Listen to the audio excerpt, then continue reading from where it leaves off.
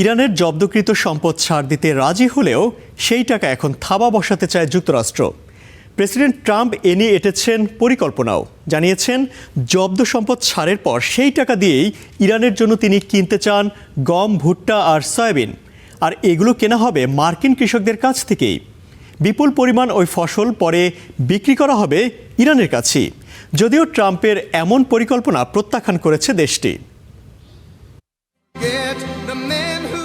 White হাউসে গেলেন মার্কিন কৃষক ও কৃষি উদ্যোক্তারা। খানিকটা পরই এলেন প্রেসিডেন্ট। বললেন তার সামনে যারা রয়েছেন তাদের তিনি খুবই পছন্দ করেন। আমাদের সাথে বিশেষ একদল মানুষ রয়েছেন, তারা আমার ভালোবাসার মানুষ, কৃষক ও পশুপালক। আমি আপনাদের সবাইকে ভালোবাসি। কৃষকদের সঙ্গে ট্রাম্পের এই সাক্ষাতের উদ্দেশ্য এটা জানানো যে কৃষকদের সুবিধা হবে এ সংক্রান্ত একটি নির্বাহী আদেশে সই করেছেন। আর এই অনুষ্ঠানেই তিনি টেনে আনেন ইরানকে। কৃষকদের জানান তাদের ফসল বিক্রি হবে ইরানের কাছে। ট্রাম্প দাবি করেন ইরানের যে জব্দ সম্পদ রয়েছে সমঝোতা অনুযায়ী সেগুলো ছাড়ের পর সেই টাকা দিয়ে মার্কিন কৃষকদের কাছ থেকে তিনি ইরানের জন্য ফসল কিনবেন।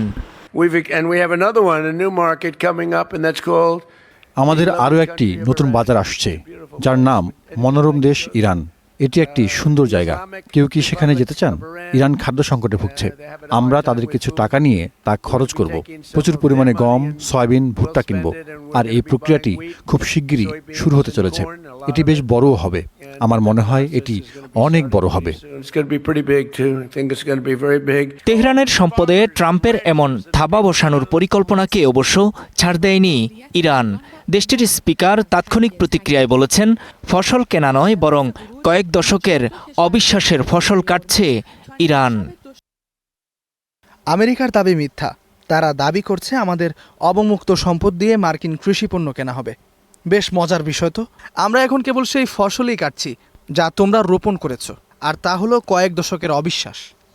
যুদ্ধবিরতি চুক্তির সমঝোতায় ইরানের পরিষ্কার শর্ত ছিল $24 বিলিয়ন বাজেয়াপ্ত সম্পদ ছাড় দিতে হবে। যুক্তরাষ্ট্রসহ বিশ্বের বিভিন্ন দেশে এই সম্পদ জব্দ রয়েছে।